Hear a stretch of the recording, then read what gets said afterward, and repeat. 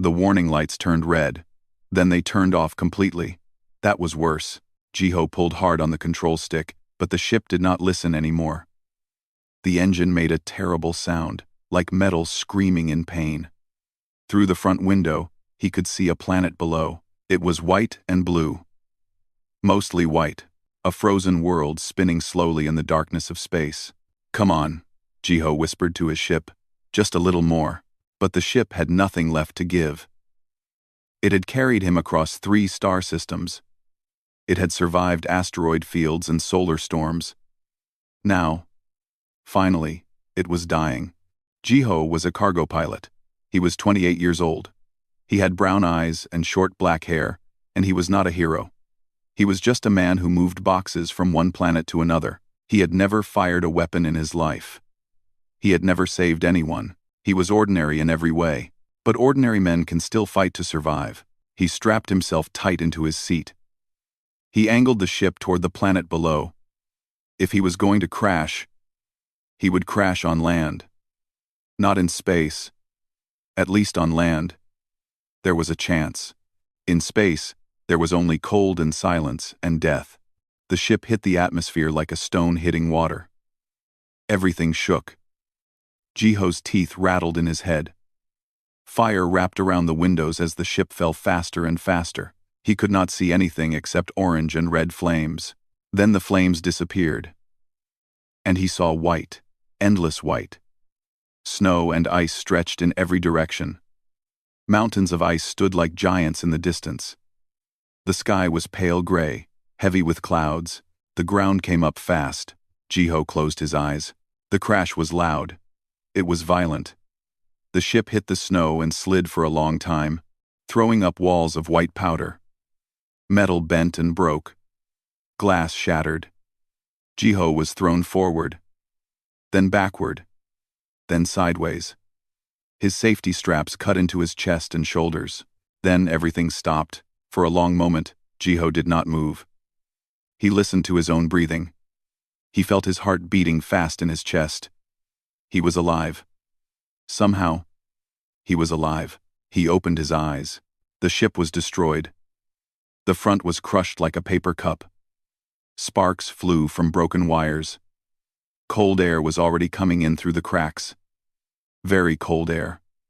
The kind of cold that hurt to breathe. Jiho unstrapped himself and stood up slowly. His legs were shaking. His head was bleeding a little, but it was not serious. He had been lucky. Very lucky. He moved to the back of the ship where he kept his supplies.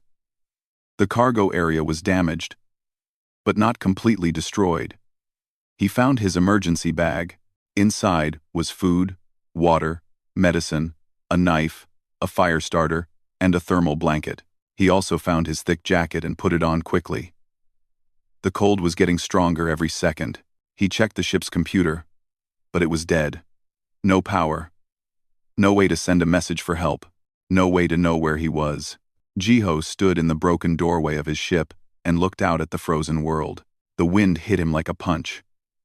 It was so cold that his eyes watered immediately. The tears almost froze on his face. He had never felt cold like this before. It was not just uncomfortable. It was dangerous. It was the kind of cold that could kill a man in minutes. But he could not stay in the ship. There was no heat, no power. If he stayed, he would freeze to death before morning. He had to find shelter. He had to find help. Jiho wrapped the thermal blanket around his shoulders and stepped out into the snow. His boots sank deep with every step. The wind pushed against him, trying to knock him down. But he kept walking. He walked for a long time. He did not know how long. The cold made it hard to think. His fingers were numb. His face was numb. His whole body was starting to feel heavy and slow. Then he saw something. Lights. Small, soft lights in the distance. They were not stars. They were too low. Too warm. They were the lights of buildings. The lights of a village. Hope gave Jiho strength. He walked faster, pushing through the snow. His legs burned with effort, but he did not stop. He could not stop. The lights were his only chance. As he got closer, he saw the village more clearly. The buildings were round, made of dark stone. They were half buried in the snow. Like mushrooms growing from the ice, smoke rose from small holes in the roofs. There were people here, living things. He was not alone. But then he noticed something strange. Faces were watching him from the windows, pale blue faces with large silver eyes. They were not human. They were aliens, and they looked terrified. Jiho stopped walking. He raised his hands slowly to show he meant no harm, but the faces pulled back from the windows. Doors closed. The village became silent and still. He did not understand. Why were they afraid of him? He was just one man, tired and cold and alone. He was no threat to anyone. He tried to call out, but his voice was weak. The cold had stolen his strength. His legs gave up. He fell to his knees in the snow. The world was getting dark around the edges. The cold was winning. Jiho tried to stand, but he could not. He fell forward into the snow. This is it, he thought. This is how I die. On a frozen planet. Surrounded by aliens who are too afraid to help me, he closed his eyes. But somewhere, in one of those round stone buildings, a young alien girl was watching. Her name was Lyra. She had pale blue skin and large silver eyes. Like all her people, but unlike the others, she was not afraid. She was curious. She had seen pictures of humans before. She had heard stories about them on the old galactic broadcasts. Strange creatures from a distant world. Creatures who walked on two legs, like her people, but who were different in ways she did not fully understand. And now, one of them was lying in the snow outside her home, dying. The other villagers told her to stay inside. They told her the creature was dangerous. They told her to let it die, but Lyra could not do that. She could not watch a living thing die and do nothing. She grabbed a blanket and ran to the door. "Lyra, no," her mother shouted. But Lyra was already outside, running through the snow toward the fallen human. The cold bit at her skin. Her people were not made for the surface. They lived underground, near the warm vents. The surface was death, but she kept running. She reached the human and fell to her knees beside him. He was still breathing. Barely. His skin was a strange color. Not blue like hers. It was pale and pink. And it was warm. Even in this terrible cold, his skin was warm. Lyra gasped. She had never felt anything like it. She grabbed his arm and pulled. He was heavy, but she was determined. She dragged him through the snow, toward her home, toward safety. And as she pulled him through her door, she shouted the only human words she knew. "Come inside." "Human." Lyra pulled the human through the door and kicked it shut behind her. The cold wind stopped. The warmth of her home wrapped around them like a blanket. She was breathing hard. Her arms were shaking from the effort. Her mother stood in the corner, her silver eyes wide with fear. Her younger brother hid behind a chair, peeking out at the strange creature on the floor. "What have you done?" her mother whispered. "You brought it inside.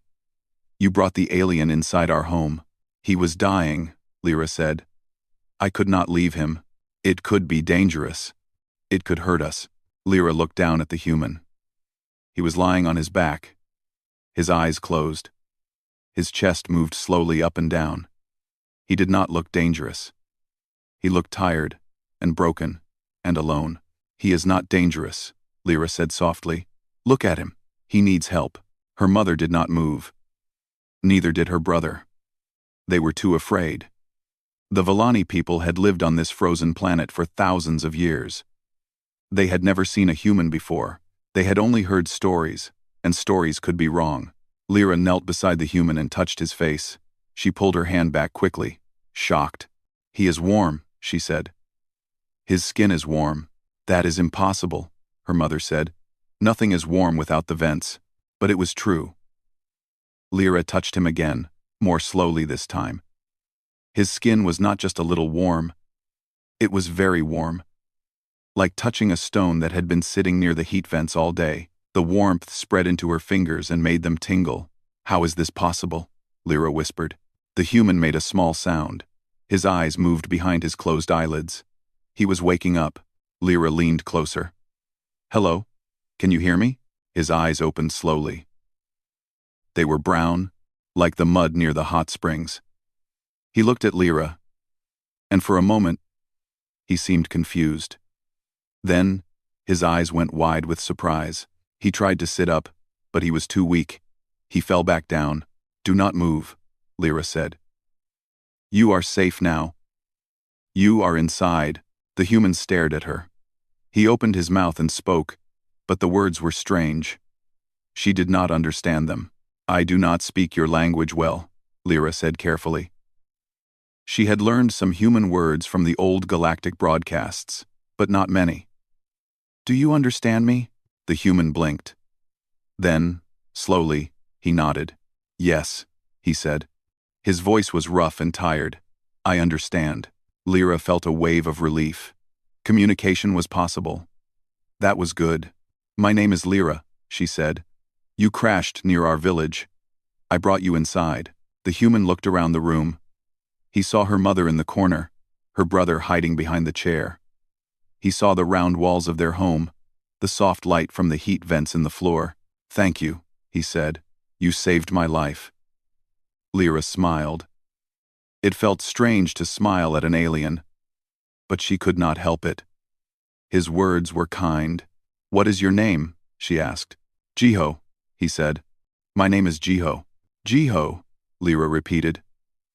The name felt funny in her mouth, but she liked it. By now, news had spread through the village. A human had crashed on their planet.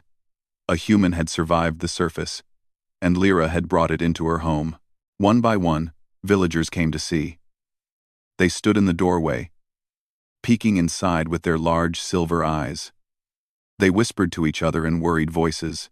Is it true? One of them asked. Is that really a human? It is, Lyra said. His name is Jiho. The villagers stared at Jiho like he was a ghost. Some of them backed away.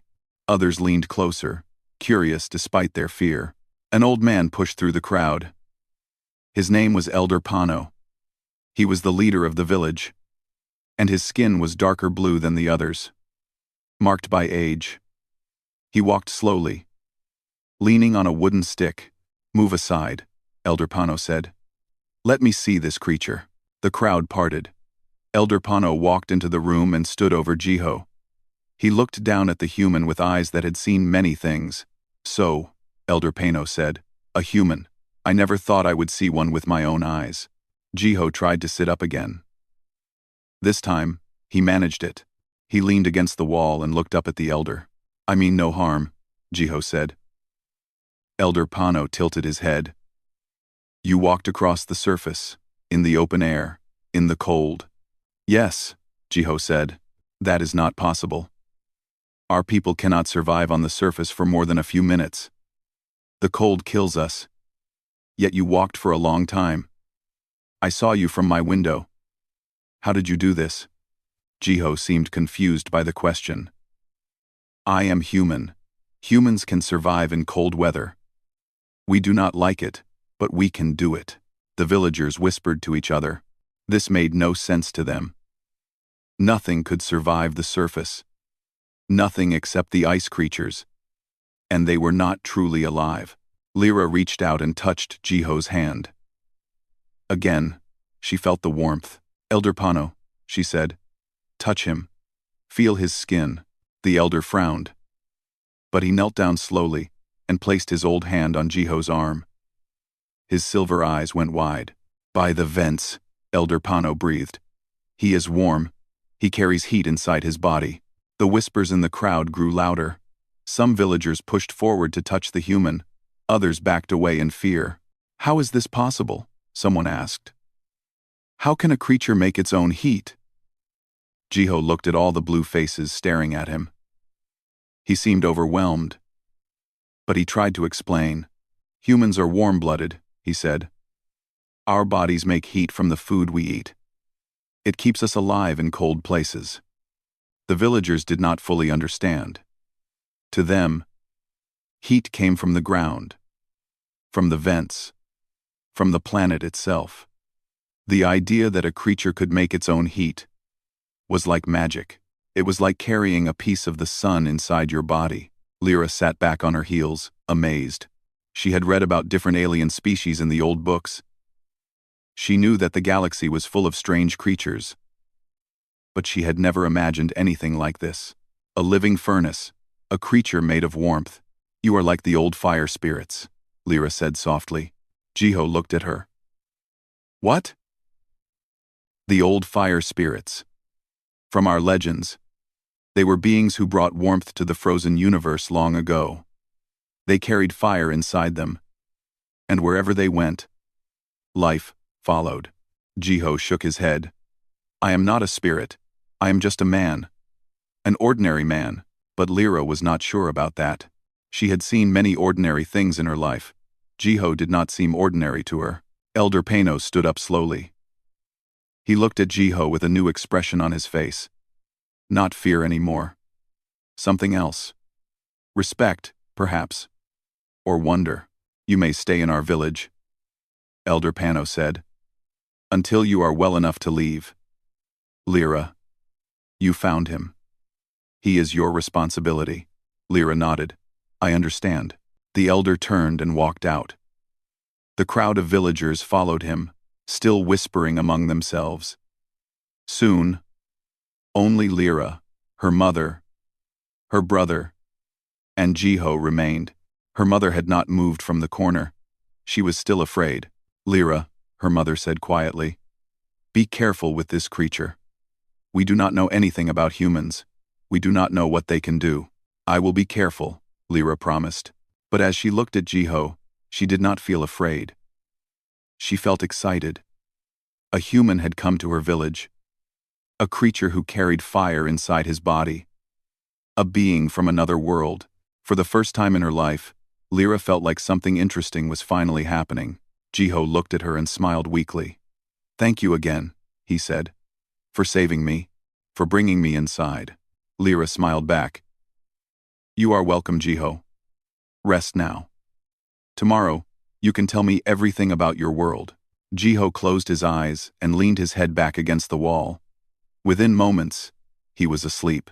Lyra sat beside him, watching the rise and fall of his chest. She could feel the heat coming off his body, even from a small distance. It was like sitting near a gentle fire. She had so many questions. About humans, about their world, about how they lived with fire burning inside them. But those questions could wait until tomorrow. For now, she was just happy that she had listened to her heart instead of her fear. She had brought the human inside, and nothing in her village would ever be the same again. 3 days passed. Jiho grew stronger. The villagers brought him food and water. They did not come close to him at first. They left the bowls near the door and ran away quickly. But slowly, day by day, their fear became smaller. Their curiosity became bigger. Lyra stayed with Jiho most of the time. She asked him questions from morning until night. She wanted to know everything about humans, about Earth, about the strange way his body worked. "Tell me again," she said on the third morning. "How does the heat happen?" Jiho sat on a pile of soft blankets near the heat vent in the floor. He was wearing his thermal jacket, but he had opened it now. The air inside Lyra's home was warm enough for him. "It is called metabolism," he said. "When I eat food, my body breaks it down. That process makes energy. Some of that energy becomes heat. The heat keeps my body at the right temperature." Lyra sat across from him, her silver eyes wide with wonder. "So you are always warm? Even when you sleep?" "Yes. My body keeps working even when I am not awake. It never stops making heat." "That is amazing," Lyra said. "Our bodies do not do that. We are cold-blooded. Our temperature changes with the air around us.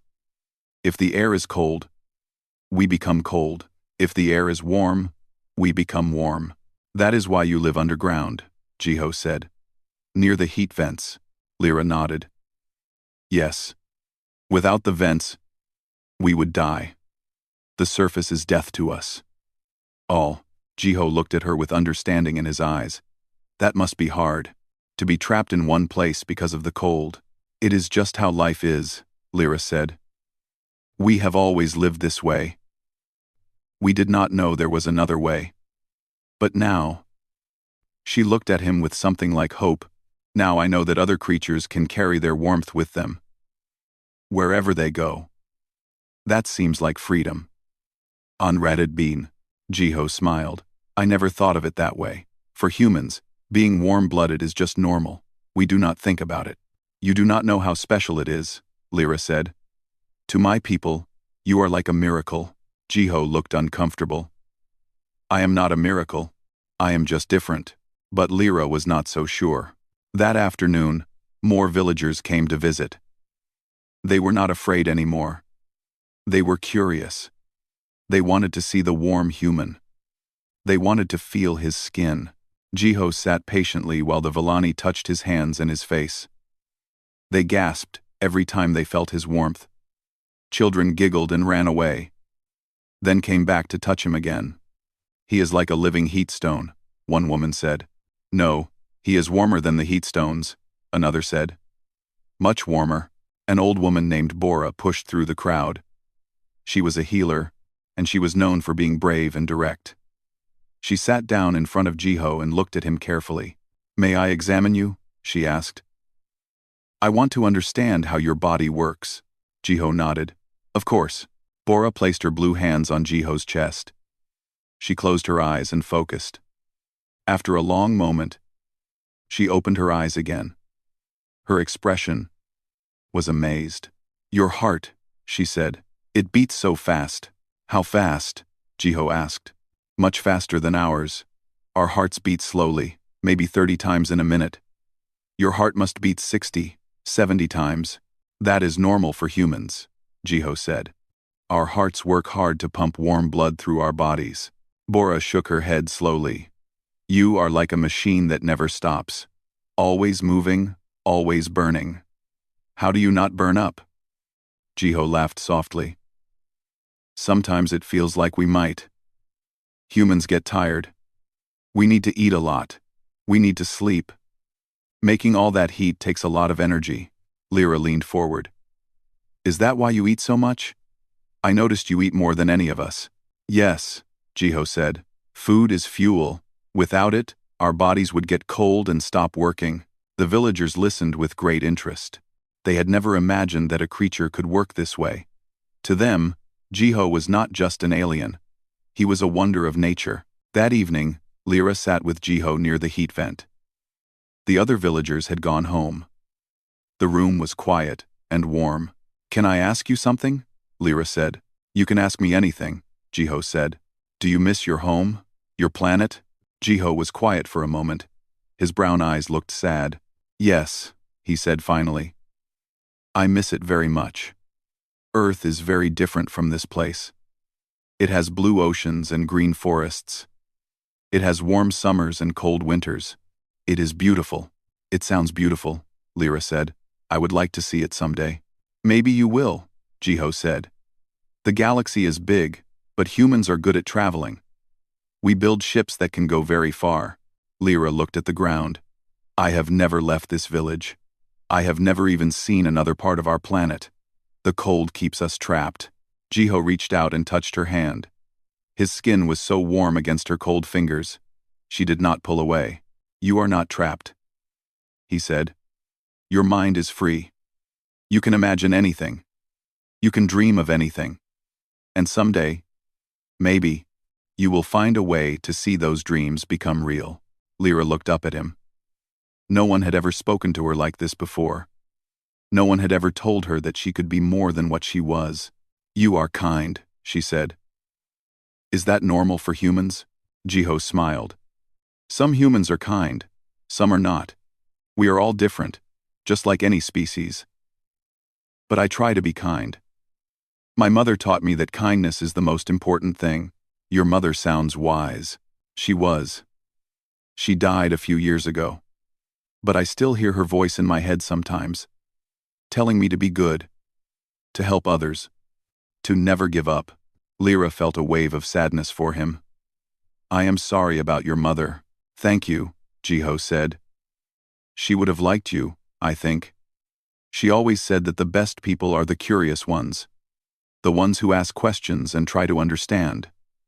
Lyra smiled. She liked that idea. They sat together in comfortable silence for a while. The heat from the vent made soft sounds. Outside, the wind blew cold and strong, but inside, everything was warm and safe. "Jiho," Lyra said after a while, "do you think you can fix your ship?" Jiho sighed. "I do not know. It is badly damaged. I would need parts and tools that I do not have. And even if I could fix it, I do not know if I could fly it alone. So you might be stuck here? On our planet?" "Maybe," Jiho said. "For a while, at least. Until someone comes looking for me." "Would that be so bad?" Lyra asked. Jiho looked at her. For a moment, his eyes were soft. "No," he said. "It would not be so bad. I have made a friend here. That makes any place feel like home." Lyra felt warmth spread through her chest. Not from the vents. Not from Jiho's body heat. From something else. Something inside her. She was about to say something when there was a loud knock at the door. Lyra stood up and opened it. Elder Pano was standing outside, and his face was filled with worry. "Lyra," he said, "we have a problem. A big storm is coming. The biggest storm in many years. And the heat vents. They are starting to fail." Lyra felt her heart go cold. Without the vents, the village would freeze. "What do we do?" she asked. Elder Pano looked past her at Jiho. His silver eyes were serious. "I do not know," he said, "but we need to think of something fast. Or we will all die." The warmth in the room suddenly felt fragile, like a small flame in a very big wind. And the wind was coming. The wind screamed outside. It was a terrible sound, like 1,000 voices crying out in pain. The walls of the village shook. Ice cracked and groaned. This was not a normal storm. This was something much worse. Jiho stood in the center of the village meeting hall with Lyra and the other villagers. The room was crowded. Everyone had come to hear what Elder Pano had to say. Their faces were pale blue with fear. Elder Pano stood on a raised platform at the front of the room. His old body was shaking, but his voice was strong. "The storm is here," he said. "It will last for 3 days, maybe more. And the heat vents are failing. The ice has blocked the tunnels deep underground. Hot air cannot rise. Without that air, our homes will grow cold, very cold." The crowd whispered in panic. Some of the younger children started to cry. Their mothers held them close and tried to comfort them. "How long do we have?" someone shouted. Elder Pano closed his eyes. "If the vents stop completely, we have maybe 10 hours. After that, the cold will be too much. We will enter the long sleep." Jiho leaned toward Lyra. "The long sleep? What is that?" Lyra's voice was quiet and afraid. "When our bodies get too cold, we shut down. We stop moving. We stop thinking. It is like death, but not death. We can sometimes wake up if warmth returns, but if the cold lasts too long." She did not finish the sentence. She did not have to. Jiho understood. If the vents did not start working again, the whole village would die. "Is there nothing we can do?" a woman called out. "Can we not dig through the ice?" Elder Pano shook his head sadly.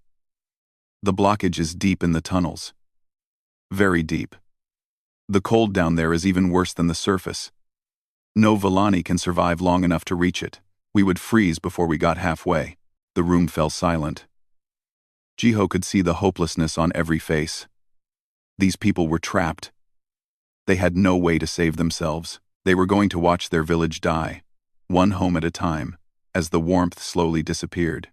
Something stirred in Jiho's chest. A feeling he knew well.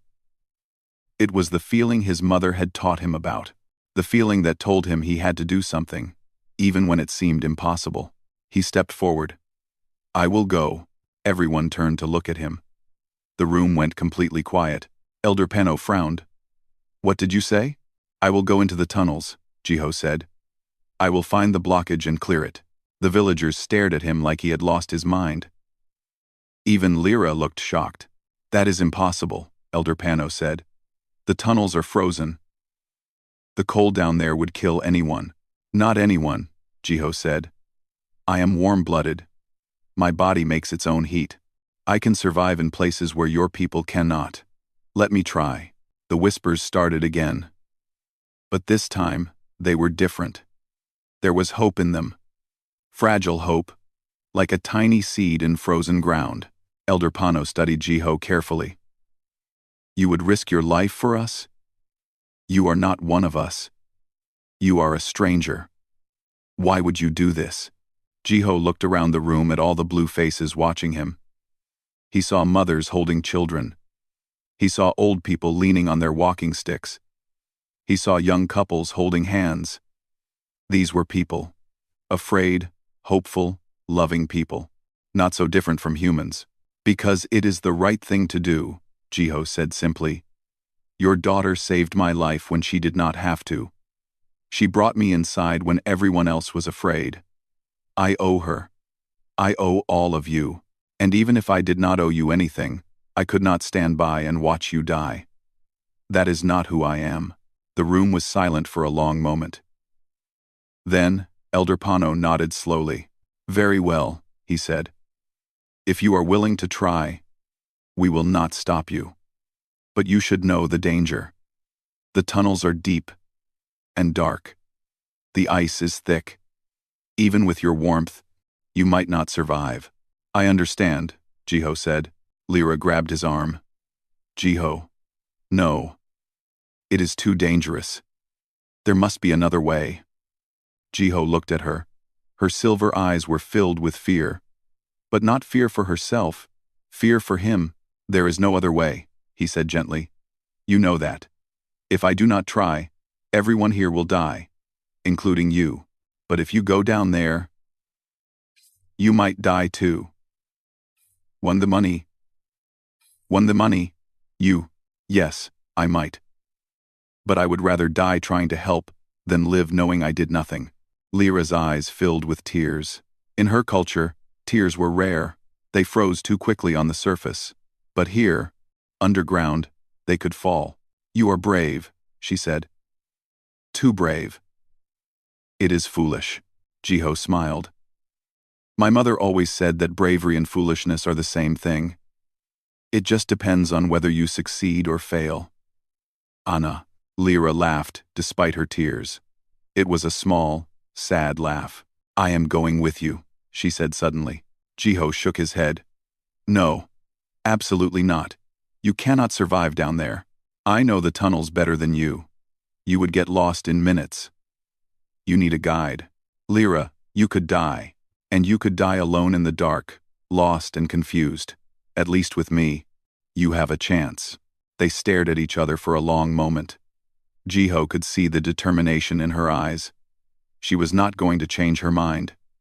He knew that look. He had seen it in his own mirror many times. Your people need you here, Jiho said. If something happens to you, my people need the vents to work, Lyra said. If you fail because you got lost, then we all die anyway. My coming with you is the best chance we have. Jiho wanted to argue more, but he knew she was right. He did not know these tunnels. He did not know this planet. Without her, he might walk in circles until he froze to death. Fine, he said. But you stay close to me. If you start to feel too cold, you tell me immediately. Promise me. I promise, Lyra said. Elder Pano had been watching this exchange quietly. Now he spoke. If you both insist on this madness, then may the old fire spirits watch over you. You will leave at once. Every moment you wait, the vents grow colder. Jiho nodded. He looked around the room one more time. All those faces. All those lives depending on him. I will not let you down, he said. He hoped it was true. An hour later, Jiho and Lyra stood at the entrance to the deep tunnels. The opening was a dark hole in the ground, with old stone steps leading down into blackness. Cold air rose from below, colder than anything Jiho had felt since his crash. He was wearing every warm thing he owned, his thermal jacket, his boots, his gloves. He had a small bag with tools, a flashlight, and some emergency supplies. It was not much, but it was all he had. Lyra stood beside him, wrapped in a thin heating suit that the villagers had given her. It would help keep her warm, but not for long. Maybe an hour or two at most. "Are you ready?" Jiho asked. Lyra nodded, but he could see her shaking. She was terrified. But she was not running away. Brave, Jiho thought. She is so brave. He took her hand. His warmth flowed into her cold fingers. "Stay close," he said. "We do this together." "Together," Lyra agreed. They took their first steps into the darkness. Behind them, the village waited. The wind screamed. The cold crept closer. And somewhere deep below, in the frozen heart of the planet, the ice waited to claim them. The tunnels were dark. Darker than anything Jiho had ever seen. His flashlight cut through the blackness like a small knife, showing only a few meters ahead. The walls were made of ancient stone, covered in frost that sparkled like tiny diamonds. The cold was incredible. It pressed against Jiho from all sides, trying to reach through his clothes and steal his warmth. His breath came out in thick white clouds. His fingers were already starting to feel numb inside his gloves, but he kept walking. Lyra was beside him, her hand in his. "This way," she said, pointing to the left at a split in the tunnel. "The main vent is down this path." Jiho nodded and turned left. The tunnel sloped downward, going deeper and deeper into the planet. With each step, the air grew colder. He could hear ice cracking somewhere in the darkness. It was an unsettling sound, like bones breaking. "How are you feeling?" Jiho asked. Lyra did not answer right away. When she spoke, her voice was small and weak. "Cold. I am very cold." Jiho stopped walking. He looked at her. Even in the dim light of the flashlight, he could see that her blue skin had grown darker. That was not good. He remembered what she had told him about her people. When they got too cold, their bodies started to shut down. "Come here," he said. He unzipped his thermal jacket and pulled her close to his body. He wrapped the jacket around both of them as much as he could. His body heat flowed into her, like water flowing into a cup. Lyra gasped. "Oh, that is so warm." "My body makes a lot of heat," Jiho said. "More than I need. Let me share it with you." They stood like that for a few minutes. Lyra pressed against his chest, soaking up his warmth. Slowly, he felt her body relax. Her shaking became less. "Better?" he asked. "Better," she said. "Thank you." They started walking again. But this time, Jiho kept his arm around her shoulders. He pulled her close to his side, so that she could feel his warmth constantly. It slowed them down a little. But he did not care. He was not going to let her freeze. The tunnel continued downward. The frost on the walls grew thicker. Soon, it was not just frost anymore. It was solid ice. Beautiful, deadly ice that glowed faintly blue in the flashlight beam. "We are getting close to the blockage," Lyra said. "I can feel it. The air is not moving here. It should be moving." Jiho nodded. He could feel it too. The air was still and dead, like the inside of a tomb. They turned another corner, and then they saw it. A wall of ice blocked the entire tunnel. It stretched from floor to ceiling, from wall to wall. It was thick and solid, and completely impassable. Behind it, somewhere in the darkness, was the heat vent that kept the village alive. But the ice had sealed it shut. "There it is," Lyra whispered. "The blockage." Jiho walked up to the wall of ice and touched it with his gloved hand. It was so cold that he could feel it even through the thick material. His breath froze on his face almost instantly. "This is a lot of ice," he said. "More than I expected." "Can you break through it?" Lyra asked. There was hope in her voice, but also fear. Jiho studied the wall carefully. He had brought some tools with him. A small pick. A heating element that ran on batteries. Some chemical packets that produced heat when activated. But looking at this massive wall of ice, his tools seemed tiny and useless. "I can try," he said. "But it will take time. A lot of time." "How much time?" Jiho did not want to answer that question. The truth was, he did not know if he had enough time. The village was already getting colder. Every minute they spent down here was a minute closer to disaster. But he had no choice. He had to try. He took out his pick and started chipping at the ice. Pieces broke off and fell to the ground. The sound echoed through the tunnel like small explosions. Chip, chip, chip. His arms grew tired. His fingers grew numb. The cold was seeping into his bones. Even with all his warm blood pumping through his body, he had never felt anything like it. It was like the cold was a living thing, hungry and patient, waiting for him to stop. But he did not stop. Lyra watched him work. She could not help with the physical labor. It was too cold for her to take off her heating suit. But she stayed close, giving him directions, telling him where the ice was thinnest. "A little to the left," she said. "There is a crack there. If you hit it right, a big piece might fall off." Jiho aimed for the crack and swung hard. There was a loud cracking sound, and a large chunk of ice fell away. Behind it, he could see more ice, but the hole was bigger now. He was making progress. Hours passed. Jiho lost track of time. All he knew was the rhythm of his work. Swing, chip, break. Swing, chip, break. His world became very small. Just him, and the ice, and the cold. Lyra grew weaker as time went on. Her heating suit was running out of power. Her body was shutting down. "Jiho," she said, her voice barely a whisper. "I do not feel good." Jiho stopped working immediately. He turned to look at her and felt his heart break. She was slumped against the tunnel wall. Her silver eyes were half closed. Her skin was almost black now, not blue. She was dying. "No," Jiho said. "No, no, no." He dropped his tools and ran to her. He pulled off his jacket and wrapped it around her completely. Then he held her in his arms, pressing her against his body, giving her all the warmth he had. "Stay with me," he said. "Lyra, stay with me. Do not close your eyes." She looked up at him weakly. A small smile crossed her face. "You are so warm. Like the old fire spirits. I always thought they were just stories." "They are just stories," Jiho said. "I am just a man, but I am not going to let you die. Do you hear me? You are not going to die." He held her tighter. He could feel her heartbeat, slow and weak against his chest. Too slow. Much too slow. He had to make a choice. He could stay here and keep her warm, but then the ice would not be cleared and the village would die.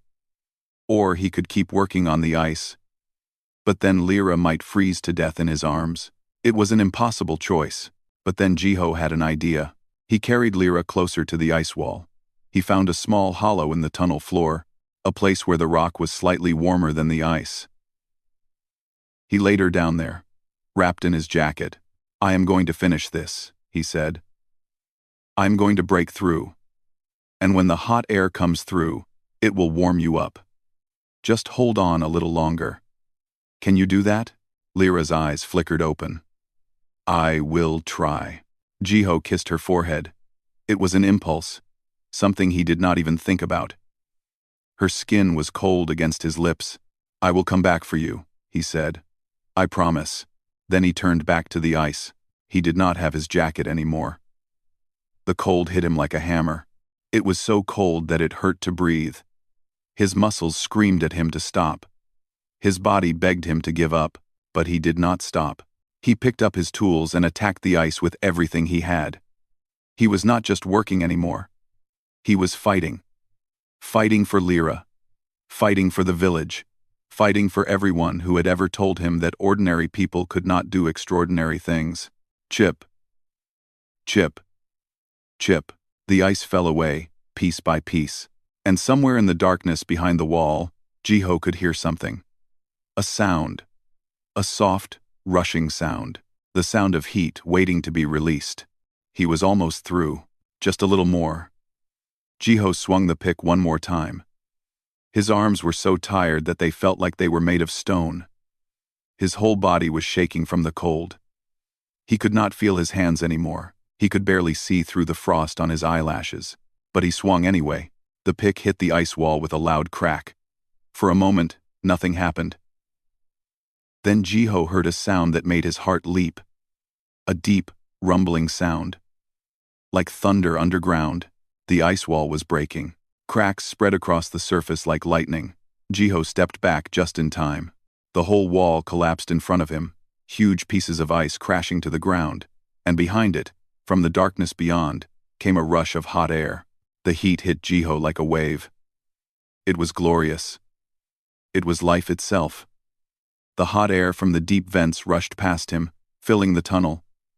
Pushing back the cold, steam rose from the ice on the walls as it started to melt. "Yes," Jiho shouted. His voice echoed through the tunnel. "Yes." He turned around immediately and ran back to Lyra. She was lying where he had left her, wrapped in his jacket. Her eyes closed. For one terrible moment, he thought he was too late. Then the hot air reached her. Her body twitched. Her eyes flew open. She gasped, taking in a deep breath of warm air. Color started to return to her skin, the dark blue becoming lighter, healthier. "Jiho?" she whispered. He fell to his knees beside her and took her hand. It was still cold, but not as cold as before. The warmth was coming back. "I did it," he said. "The vent is open. The heat is flowing." Lyra looked at the steam rising around them. She looked at the ice melting on the walls. She looked at Jiho, his face red from cold and effort, his body shaking with exhaustion, and she smiled. It was the most beautiful smile Jiho had ever seen. "You did it," she said. "You saved us." Jiho shook his head. "Not yet. We still need to get you back to the surface. Can you walk?" Lyra tried to stand. Her legs were weak, but the heat was helping. The warm air was flowing through the tunnel now, pushing the cold away. With every second, she was getting stronger. "I think so," she said. "Help me." Jiho put his arm around her waist and helped her stand. Together, slowly, they started walking back through the tunnel. The journey that had taken them hours coming down took less time going up. The hot air followed them, warming the tunnels as they went. When they finally reached the entrance, Jiho could barely believe it.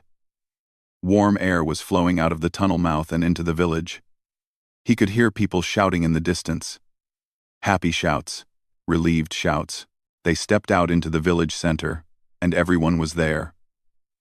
The whole village had gathered around the tunnel entrance, waiting, hoping, praying to their ancient spirits. When they saw Jiho and Lyra emerge, a great cheer went up. "They did it. The heat is back. The humans saved us." People rushed forward. Hands reached out to touch Jiho, to thank him, to celebrate. Children danced around him, laughing. Old people bowed their heads in respect. The whole village was alive with joy. Elder Pano pushed through the crowd. His old face was wet with tears. In his culture, tears were rare and precious. They meant something important. He stopped in front of Jiho and looked at him for a long moment. Then, slowly, the elder knelt down on the ground. He pressed his forehead to the stone floor. The crowd fell silent. "This is the bow of the deepest respect," Lyra whispered in Jiho's ear. "We only do this for sacred beings, for the spirits who gave us life." Jiho felt uncomfortable. "Please, stand up. I am not a spirit. I am just a person." Elder Pano raised his head. "You are more than a person, Jiho. You are the warm one, the one who carries fire inside. You walked into the frozen dark and brought back the heat. You did what no one in our history has ever done. You saved our people." "Anyone would have done the same," Jiho said. Elder Pano smiled sadly. "No, not anyone. Many would have been afraid. Many would have looked away. Many would have said it was not their problem. But you did not. You ran into danger when you did not have to. You suffered pain that was not yours to suffer. That is not ordinary. That is extraordinary." He stood up and placed his old blue hand on Jiho's shoulder. "You will always be welcome here," he said.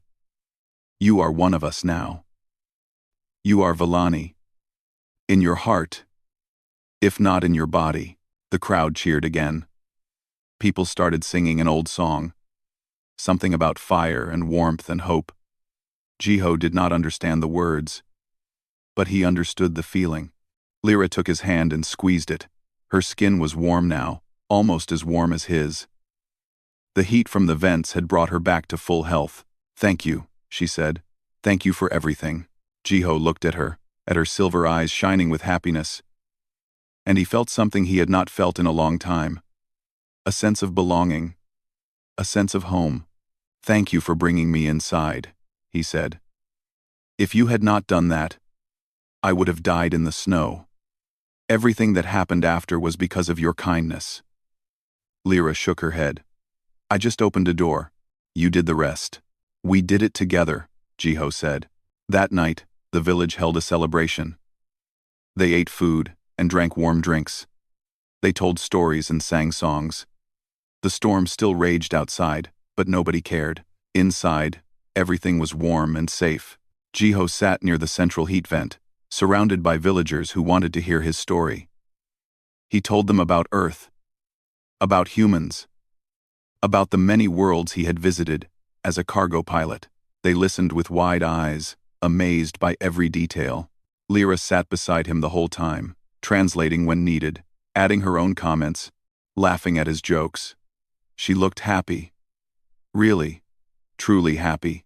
Later, when the celebration was dying down, and most of the villagers had gone to sleep, Jiho and Lyra sat alone by the vent. The fire of the planet burned deep below them, sending its warmth up through the stone. "What will you do now?" Lyra asked. Jiho thought about it. His ship was destroyed.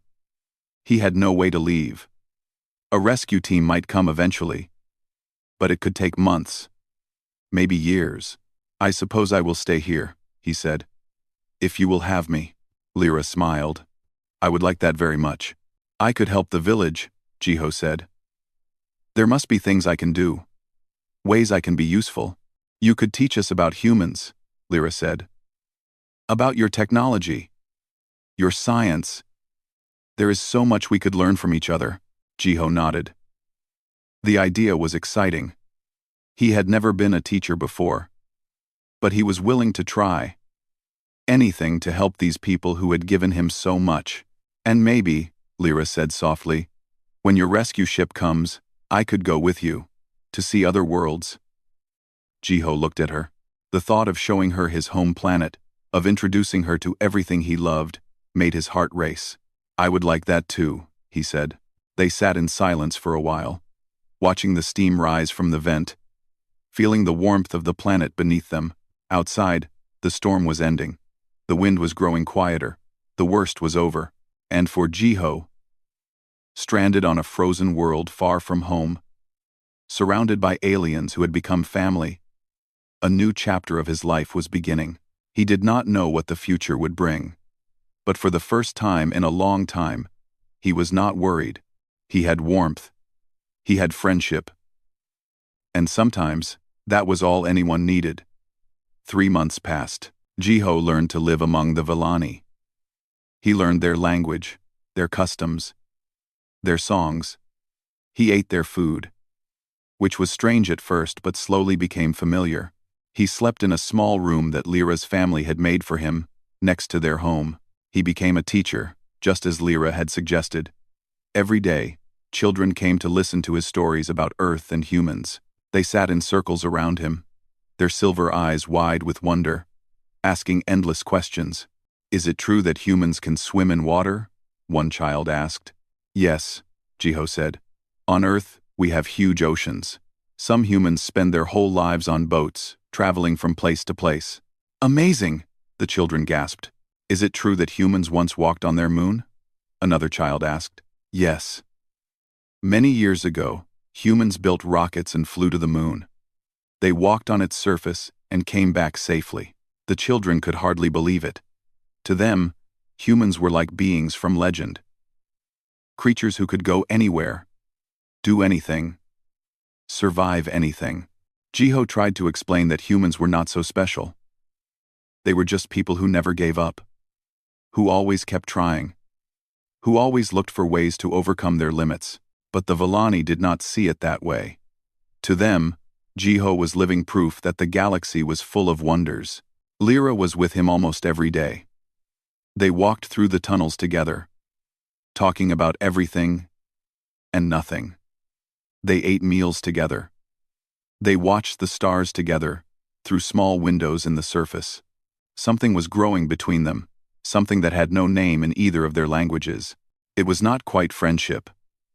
Not quite something more. It was something new. Something that neither of them had felt before. Jiho tried not to think about it too much. He knew that he would have to leave someday. A rescue ship would come eventually.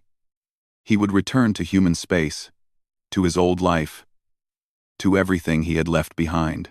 But every time he thought about leaving, he felt a strange pain in his chest. One night, Lyra found him sitting alone near the central vent. He was looking at the steam rising from the ground, his face thoughtful and sad. "What are you thinking about?" she asked, sitting down beside him. "Home," Jiho said. "Earth, my old life." Lyra was quiet for a moment. "Do you miss it?" "Yes and no," Jiho said. "I miss some things. The green trees, the blue sky, the smell of rain. But I do not miss the loneliness. On Earth, I was always alone. I had no family, few friends. I spent most of my time in my ship, flying through empty space." He looked at Lyra. "Here, I have friends. I have purpose. I have people who care about me. That is something I did not have before." Lyra reached out and took his hand. Her skin was warm now, warmed by the vents and by the food she ate. But it was still cooler than his. The difference was always there, a reminder that they were from different worlds. "You could stay," she said softly. "When your rescue ship comes, you could tell them you want to stay." Jiho had thought about this. He had thought about it many times, late at night, when he could not sleep. "Could I?" he asked. "Would your people accept that? A human living among them forever?" "You have already proven yourself," Lyra said. "You saved our village. You risked your life for us. There is no one in this village who would not welcome you." Jiho smiled. It was a nice thought, but he was not sure. "Let me think about it," he said. The next morning, everything changed. Jiho was teaching the children when he heard a sound he had not heard in 3 months, a sound that made his heart stop. The roar of a spaceship engine. He ran outside, along with everyone else in the village. They looked up at the pale gray sky and saw it. A ship, descending through the clouds. A human ship, with familiar markings on its side. The rescue team had come. The ship landed on the ice outside the village. Its engines hissed and steamed as they powered down. A door opened, and 3 humans stepped out. They were wearing thick, cold-weather suits, and they carried equipment for survival in extreme conditions. The leader of the team walked toward the village. He stopped when he saw Jiho standing among the blue-skinned aliens. "Jiho?" the man said. "Jiho? From the cargo ship Maria? We have been looking for you for months." Jiho nodded. "That is me." The man looked relieved. "Thank goodness. We thought you were dead. Your ship crashed and we lost all contact. How did you survive?" Jiho looked back at the village. At the round stone buildings. At the villagers watching from doorways. At Lyra, standing nearby with worry in her eyes. "I had help," Jiho said. "Good help. The rescue team wanted to leave immediately. They said the planet was dangerous, that humans should not stay here longer than necessary. They wanted to take Jiho back to civilization, back to hospitals and warm beds and normal food." Jiho asked for 1 hour. Just 1 hour to say goodbye. He walked through the village one more time. He hugged the children who had listened to his stories. He shook hands with the elders who had accepted him as one of their own. He thanked Lyra's mother for giving him a home when she had been afraid. Finally, he stood with Lyra near the entrance to the deep tunnels. The same tunnels where they had almost died together.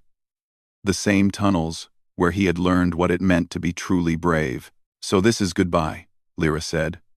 Her voice was steady, but her eyes were not. Yes, Jiho said. For now.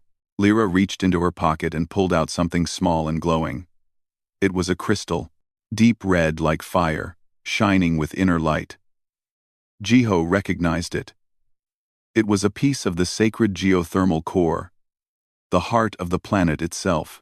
Take this, Lyra said. It is a piece of our world. It will always be warm, no matter where you go. When you hold it, you can remember us. Jiho took the crystal. It was smooth and warm in his palm, like holding a piece of the sun. I do not need this to remember you, he said. I will never forget you. I will never forget any of this. Lyra smiled through her tears. Come back someday. Promise me. Jiho pulled her into a hug. It was warm. It was right. It was everything he wanted to say but could not put into words. I promise, he whispered. I will come back. And when I do, I will take you to see the stars. I will show you Earth. I will show you everything. Lyra held him tight. I will wait for you, however long it takes. They stood like that for a long moment, two people from different worlds, holding on to something that had no name. Then Jiho let go. He turned and walked toward the rescue ship. He did not look back. He could not. If he looked back, he would never leave. As the ship rose into the sky, Jiho pressed his face against the window. He looked down at the frozen planet below. He could see the village, small and round, surrounded by endless white ice. He could see a tiny blue figure standing alone, watching the ship fly away. Lyra. Jiho put his hand against the glass. The crystal in his other hand glowed, warm and red. I will come back, he said to himself. I promise. The ship flew higher and higher. The planet grew smaller. The village disappeared. And soon, Velen 7 was just another point of light in the endless darkness of space. But Jiho knew it was more than that. It was a place where he had found something rare and precious. A place where he had learned that humans were special, not because of what they could survive, but because of what they were willing to do for others. He had gone to a frozen world carrying only the fire in his body. He was leaving with the fire in his heart. And someday, he would return. To the village. To the tunnels. To the girl who had called out those 4 simple words that changed everything. Come inside, human. He smiled as the stars stretched out before him. The galaxy was very big, but it did not feel so big anymore. Not when he had someone waiting for him. Not when he knew exactly where home was. The end.